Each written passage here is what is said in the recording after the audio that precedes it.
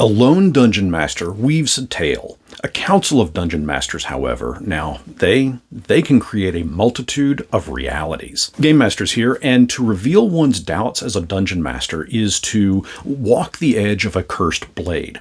I want to invite you to join a fun Dungeon Master GameMasters guild over on my GameMasters Discord channel.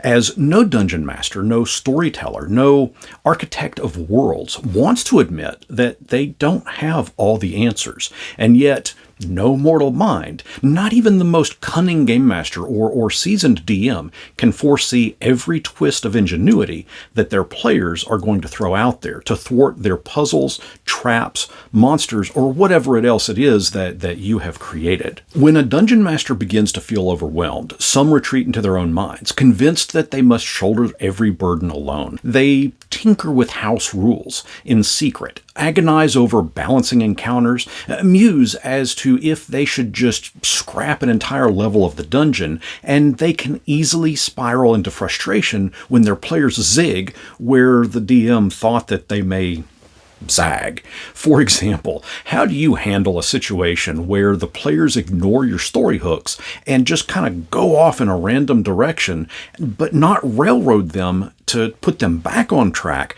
but still keep that game engaging? And you can let me know your answer to that one down in the comments, by the way. A dungeon master doesn't need to wander aimlessly in this labyrinth alone and try to figure out things like that all on their own. Just as adventurers thrive in a party, DMs can also find wisdom in a circle of their own. A fellowship of dungeon masters can work wonders together. Some gather in darkened guild halls called that friendly neighborhood game store. Others seek the anonymity of online councils through places like Reddit and other forums, while others seek out trusted allies at their local taverns. But each seeks out guidance, inspiration, and of course, perspective. When a gathering of DMs comes together and ideas are bounced around, it can lead to richer storytelling, smoother gameplay, and honestly, a very immersive environment, and a rekindled love for that craft. If you've experienced this all before, give this video a thumbs up. But you guys also know that this isn't the first time I've spoken of this. Many dungeon masters have voiced their desire for a place to gather, trade secrets, and refine their craft. So heed this call to adventure.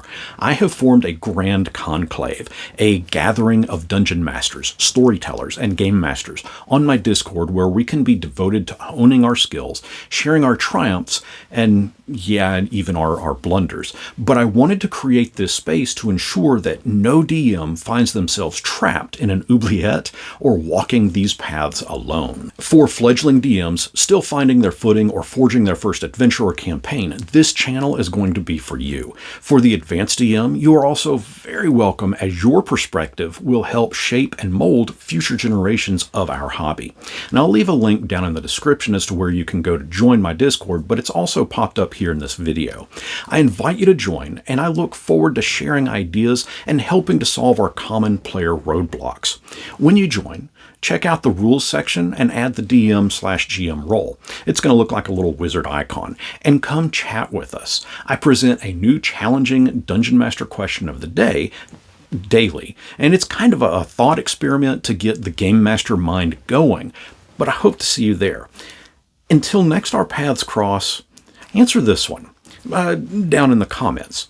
How do you rebalance on the fly an overpowered monster that you've created when it's clearly become unfair because you kind of made it a little too strong for your players to fight?